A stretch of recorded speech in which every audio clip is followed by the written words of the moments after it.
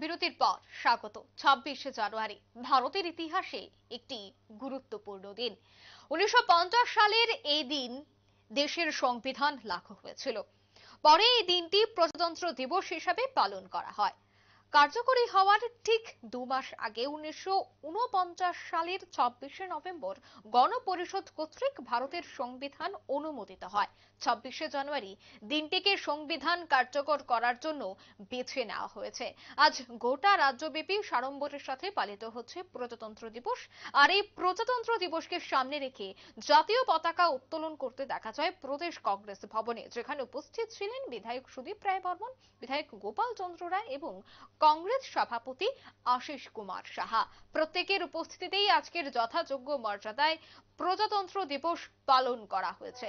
সে বিষয়ে প্রদেশ কংগ্রেস সভাপতি কি বলছেন আজকের এই অনুষ্ঠান থেকে শুনুন। ৭৫তম গণপ্রজাতন্ত্র দিবস উদযাপন উপলক্ষে রাজ্যবাসীকে প্রদেশ কংগ্রেসের পক্ষ থেকে অভিনন্দন জ্ঞাপন করছি। এই দিনটি সারা দেশের সঙ্গে আমাদের রাজ্যেও যথাযোগ্য মর্যাদার সঙ্গে পালন করার লক্ষ্যে ত্রিপুরা প্রদেশ কংগ্রেস প্রধান কার্যালয়ে এবং আমাদের জেলা ব্লকগুলি যারা কার্যকর্তা আছেন তাদের সকলের উদ্যোগে পালন করা হচ্ছে। আমাদের দেশের সার্বভৌমত্ব, দেশের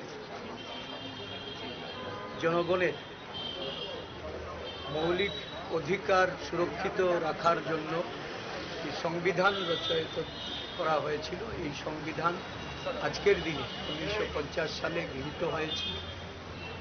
দেশ গণপ্রজাতন্ত্রের রূপে মানুষের অধিকার প্রতিষ্ঠার লক্ষ্যে এগিয়ে চললেও বিগত 10 বছর এই দেশে মানুষ অন্যায়ের সম্মুখীন হচ্ছে।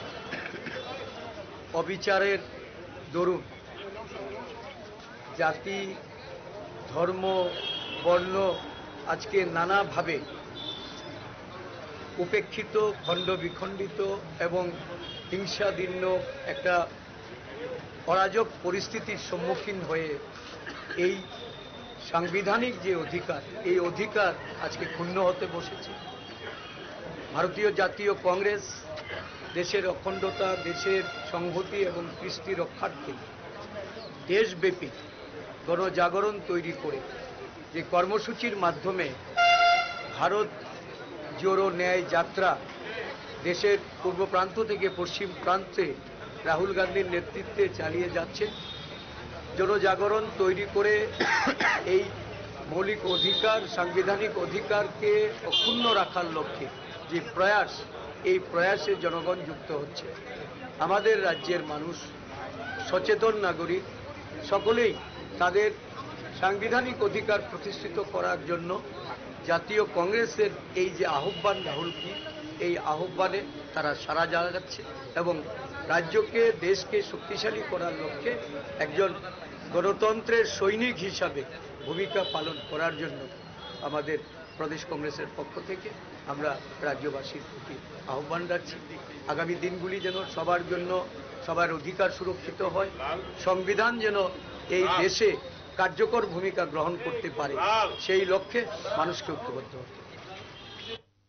আপনারা শুনলেন প্রদেশ কংগ্রেস সভাপতি আশিস কুমার সাহার বক্তব্য। তিনি প্রথমেই প্রজাতন্ত্র দিবসের তাৎপর্য তুলে ধরেন, তারপরেই তিনি সংবিধান নিয়ে একাধিক কথা, বিশেষ করে সংবিধান বর্তমান দিনে দাঁড়িয়ে বিভিন্ন দিক থেকে আক্রান্ত বলে অভিযোগ করেছেন। এই মুহূর্তে নিয়ে নিশ্চিত একটি বিজ্ঞাপনী বিরতির সঙ্গে থাকুন।